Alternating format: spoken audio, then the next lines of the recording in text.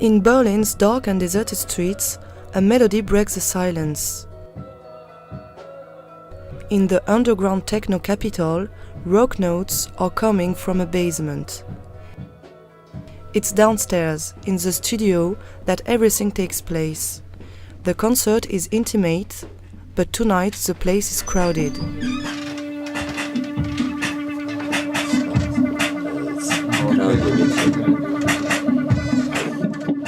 There are 5 of them. They come from Damascus and they have been playing together for 7 years. Their name is The Last Postman.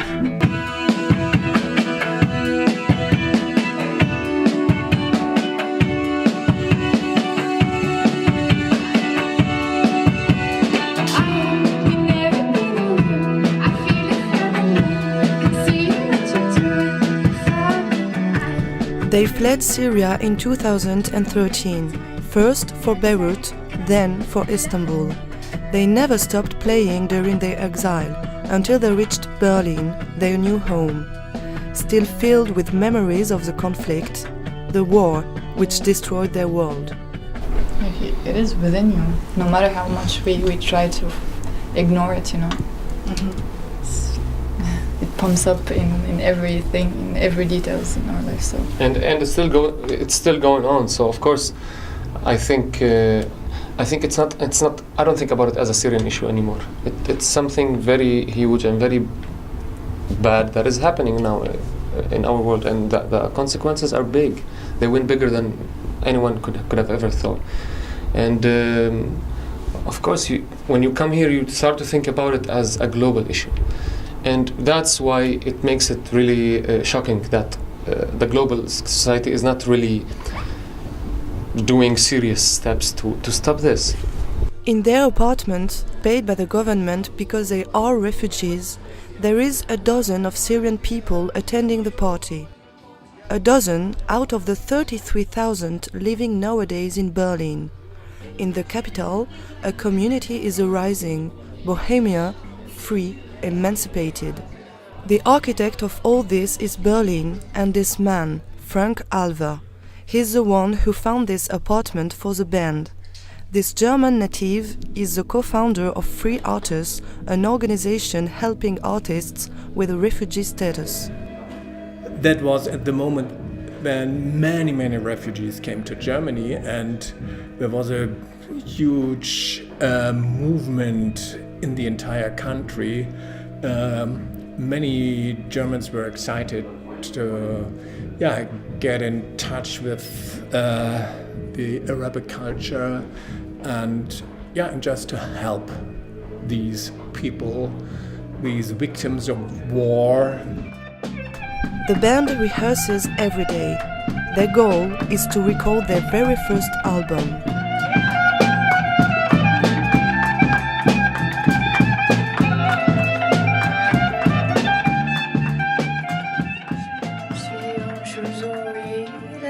Owning a studio was their dream. Berlin got it for them. I'm in love with creep touches now. Don't wanna go back to reality. Stay with me. I don't wanna change. Berlin is one of the most cosmopolitan metropolises in Europe. With 3.5 million inhabitants, the capital is in a constant mutation.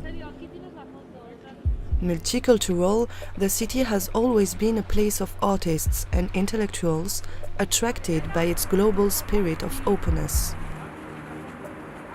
The area of Neukölln has the strongest Arab community. 33,000 immigrants live in this district. Immigrants who are useful to Germany, which faces a growing demographic decline. When they arrive in the country, refugees are received without any distinction. But concerning their professional integration, some of them will get ahead, those who will be able to adapt to German criteria. No, we do not have work enough for untrained people and people who do not speak the German language well enough. But if they start to learn the language and then No? They must prove that they not only have the certification of to be a doctor or a teacher, but they have to prove if they can do it. This is a difficult and hard way, because in Germany our standards are very, very high. In France too. No? Standards are so high that they not easily fit in. In the well-off neighborhood of Charlottenburg, the Technische Universität of Berlin is the biggest university in the city. More than 30,000 students are registered here. Flagship of the German research, it instructed 6 Nobel Prizes and many distinguished physicists. In 2012, this Syrian citizen left Damascus for Spain, thanks to his family that got him a visa to Europe. Then he reached Berlin legally and was granted a residency permit for 3 years. He's part of the first wave of migrants that came to Germany. In Berlin, people are curious in general, but when I just arrived, there was not a lot of Syrians here, especially in parties. And at the beginning, they were really surprised, like, "Oh, I'm from Syria," and some of them have a lot of curiosity. Some of them directly feel pity, But so you always have some talks, but now it's so normal, like in Syria, Thanks to his space engineering master, a university course which doesn't exist in Damascus, Jalal can explore new routes. Tonight, in the university laboratory, Jalal and his classmates are practicing on coding satellites' microprocessors. A lot of practice and stimulating exercises. I think the future of humanity lies in space, and so right now, what we're doing, the work that engineers working in the space industry are doing, is just the baby steps. So it's pretty exciting to be part of that. For sure. In 2 years' time, Jalal could apply for a permanent residency in Germany. An opportunity because since 2016, the government hasn't issued residency permits to Syrians. Instead of it, newcomers get a right to asylum with the under protection refugee status. When the war in Syria is over, they will have to go back. A necessary restriction facing the influx of refugees who came in Germany. More than 1 million in 2015. Flüchtlingsthematik sagt die CDU, CSU mit ihrem Programm nach wie vor ganz klar, dass wir nur eine begrenzte Anzahl an Menschen aufnehmen können. Also vor allem die CSU sagt, wir brauchen eine Obergrenze, dass wir da klare und verbindliche Regeln haben, dass wir die Menschen, die nicht einen Anspruch haben auf Asyl, auch wieder nach Hause zurückschicken, dass wir auch die Integration einfordern. Aber der Schlüssel ist einfach die Begrenzung, dass man sagt, wir können nicht unbegrenzt Menschen dieser Welt aufnehmen. Wir könnten auch nicht alle Kriegsflüchtlinge aufnehmen. Since the beginning of the refugee crisis, independent organizations emerged in the capital in order to integrate them better. Impregnated with the Berlin Wall memory, most of the Berliners stand for the integration of these migrants. With free artists, cultures are bridging together thanks to the universal language of the arts. Für dich doch zu Hause, nicht? Hi. Ah, schön nass. Und auf dem Fahrrad. This organization supports 300 refugee artists. Amongst them, Muhammad Akil is an actor. Thanks to the acting lessons offered by free artists, he already had multiple auditions for roles in movies. A remarkable feat for this Syrian man who didn't even speak German 8 months ago. As we started coaching, this was April last year, and you stood in front of me and Michaela, and you had tears in your eyes because you were not able to express yourself by talking, which is terrible for an actor. And now he is so good in German, and not only that he can talk, but he can act with the German language, and that's so fantastic. Mastering the German language is an imperative for these migrants if they want to integrate in the long run. Also ich habe 6 Monate in der Hauptnachschule Deutsch gelernt, bis B1. Danach habe ich 3 Monate Praktikum gehabt in der Ernstbusch und nächsten Monat fangen wir an mit Deutschsprache, auch Deutschkurs.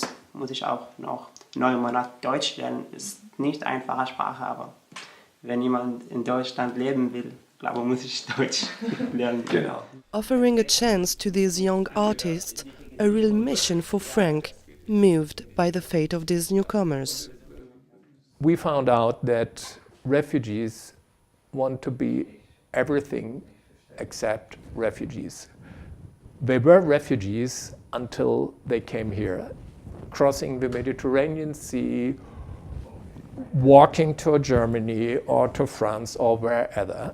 At this moment, yes, they are refugees, but now they are new here, and they want to have a new life, and they want to integrate into the European society. They want to share our daily life. Warschauer Straße, in the area of Friedrichshain, is one of the trendiest neighborhoods in Berlin. In some places, we can still observe East Germany's vestiges, tamed by the Berliners as ideal spots for artistic expression. Between the clubs and the abandoned factories transformed into art galleries, Mana Fattar, 26 years old, comes here regularly to find inspiration. This artist left Syria in 2015, spending a few months first in Turkey, then in Greece. A year ago, he reached Berlin illegally, a city in which he can fully express his identity, away from the war that dramatically faded his once glowing country. We just know that it's a place that somehow lost its magic, because before, that's the thing, now people know Syria as Syrians, refugees and big beards and terrorists and stuff. They don't know when people used to go to Bab Sharqi. We go see Germans, French people, all kind of tourists, like one of the most beautiful places you could go to, you know? Manaf lives in the industrial area of Moabit in the north of Berlin.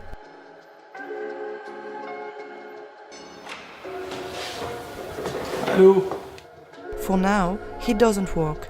He focuses on the learning of the German language and just applied for a partnership with 3 artists.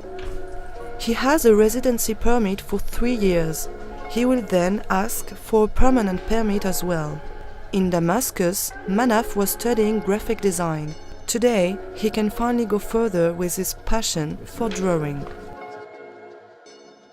It's also, that's one of the reasons why I came to Berlin, especially because so many good artists that gets you motivated somehow. Yeah. Also, it's not that easy, you know, really good artists, and they can do not just one kind of stuff, you know, like they going on the walls, going on everything, tattoos, really good. So yeah, that's the nice thing about living in Berlin. Yeah.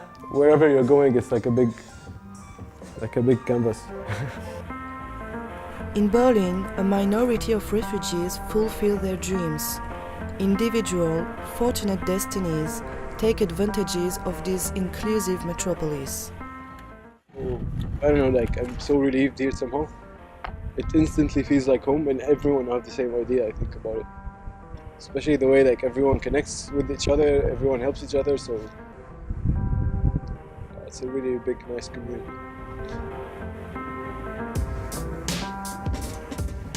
But there are only 4,000 of them, privileged, living in their own apartments.